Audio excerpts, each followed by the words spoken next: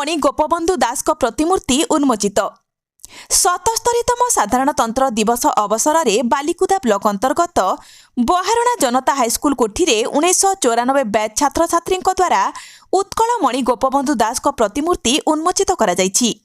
एही अवसर में अनुष्ठित साधारण सभारे स्कूल प्रधान शिक्षक सुशील चंद्र बेहरा सभापतित्व में विद्यालयर समस्त शिक्षक शिक्षयित्री पूर्वतन शिक्षक कैलाश चंद्र विश्वाल कृष्णचंद्र बारिक मनुचरण नायक राजकिशोर महांती और स्थानीय सरपंच और विद्यालय परिचालना कमिटी सदस्य एवं अन्य मान्यगण्य व्यक्ति उपस्थित रही 1994 ब्याच सदस्यों उद्यम को भूयसी प्रशंसा करथिले।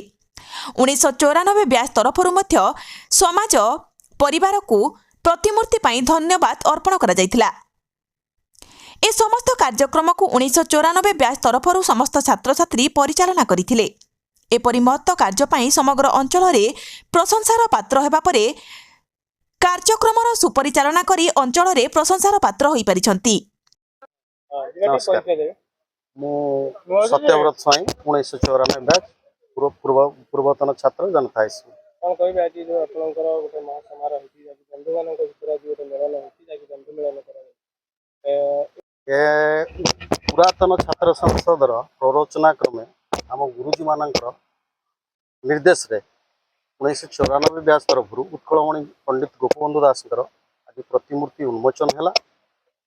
आज दिन साधारणतंत्र दिवस तेणुक आज दिन को ये सिलेक्ट करा जायतिला जे पंडित उत्कलमणि गोपबंधु दास ए राज्यर गौरवमय व्यक्तित्व आज सिलेक्ट करा जायतिला।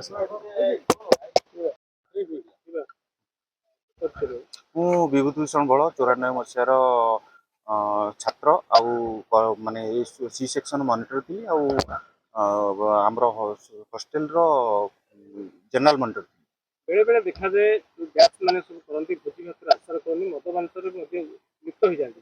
आज एमिति कोन हला जे आज जानुआरी 26 साधारण गणतंत्र 77तम गणतंत्र दिवस रे आज उत्कलमणि गोपबंधु दास मध्ये आज उन्मोचित नहीं एक्चुअली मु कहिबी माने मो सहपाठी मानकु मो सहपाठी माने जो माने अछंती जो माने दायित्व नैचंती ये 94 मसिया गोटे ऐतिहासिक मसिया माने बैच गोटे जोटा कि कॉलेज माने एक हॉस्टल रे हाईएस्ट पिला भी रहउतले आ हाईएस्ट क्लासमेट क्लास रे रूम माने 2004 पिला थिले 204 पिले जो 204 पिला थिले जो माने कि माने एभली पिला जो माने सब प्रकार रो टैलेंट रखिछंती आ मु भी कहबी मोर समस्त सहपाठी मानकु धन्यवाद देवी से महिला होंतु कि आम जनरल आम यंग स्मार्ट होंतु एभली काम करिछंती जोटा कि माने अविश्वसनीय।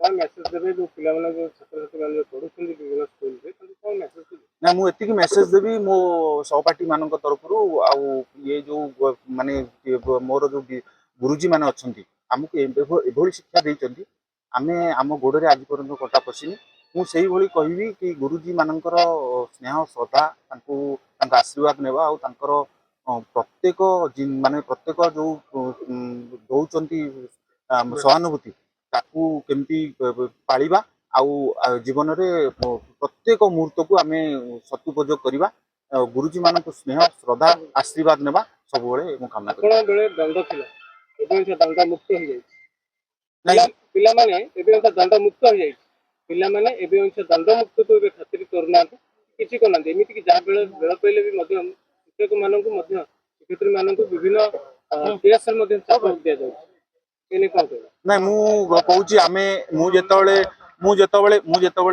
पाठ पढुतली माने मु बहुत थर माड़ खाइची सकाळू बदे मासकु 4-5 थर माने आंठेई किरी सकाळ 6टा आलू थी मु बहुत माने मु सब आशीर्वाद निये मु सार मानको आशीर्वाद निये मु माड़ को ये करेनी माने ये करेनी काना मु भूल करची मु माड़ खाइबी काना मु सेही पई आज मु निज को डेवलप करची आ मु भले रे अछि माने गुरुजी मानको आशीर्वाद रे आ मु सब छात्र छात्री मानको अनुरोध करबी गुरुजी जदी मारंती तम भल पे मारंती आ तुमको आगु बढ़िया पे मारंती आ तमरो माने तुमको आशीर्वाद देला भलिया मारंती केबे भी से सब ये नहीं माने से सब माड़ खाइले तमे आगु जीवो आ से सब केबे भी मन रे नब नाही।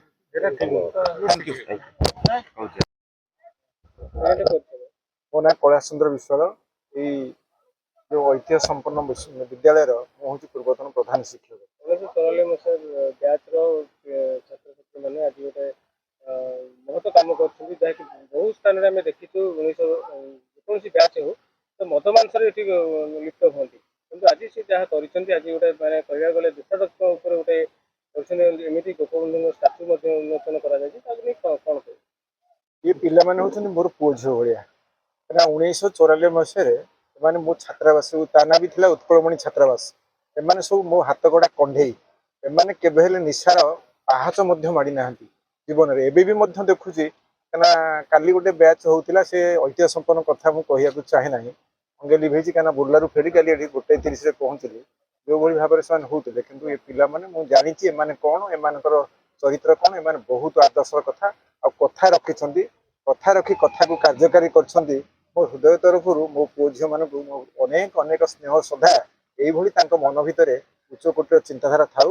ତାଙ୍କ ବିଦ୍ୟାଳୟ ଖାଲି ନୁହେଁ, ତାଙ୍କ ଗାଁ ପାଇଁ, ତାଙ୍କ ଅଞ୍ଚଳ ପାଇଁ ସେ କିଛି କୃତିତ୍ୱ ସମ୍ପନ୍ନ କାମ କଲେ ନିଶ୍ଚିତ ଭାବେ ଆମେ ଆରପାରିରେ ରହିକିରି ତାଙ୍କୁ ଆଶୀର୍ବାଦ କରିବୁ। ବହୁତ ସମୟରେ ଆମେ ଦେଖିବା, ଯେଉଁ ବ୍ୟାଚ୍ କରନ୍ତି, ଯେଉଁ ମାଟ୍ରିକର ଯେଉଁ ବ୍ୟାଚ୍ ମାନେ ସବୁ ଯେଉଁ ଫିଷ୍ଟ କରନ୍ତି ବା ଭୋଜିଭାତ କରନ୍ତି, ସେଇଭଳି ବ୍ୟାଚ୍ ମାନଙ୍କୁ କ'ଣ ମେସେଜ ଦେବେ ଆଜି? ସେ ବ୍ୟାଚ୍ ମାନଙ୍କୁ ମଧ୍ୟ ଆଦର୍ଶ ଦେବି। ଏଇମାନଙ୍କ ଆଦର୍ଶ ଅନୁପ୍ରାଣିତ ହୋଇ ସ୍କୁଲ ପାଇଁ କିଛି ସ୍ୱପ୍ନ ଦେଖନ୍ତୁ ଆଉ କିଛି ସ୍ୱପ୍ନ ବାଣ୍ଟନ୍ତୁ। ନିଶ୍ଚିନ୍ତ ଭାବରେ ସେମାନେ ସମସ୍ତଙ୍କ ସ୍ନେହର ପାତ୍ର ହେଇପାରିବେ। ନରେଶ ସ୍ୱାଇଁଙ୍କ ରିପୋର୍ଟ, ଓଡ଼ିଶା ଏକାମ୍ର ଲାଇଭ୍।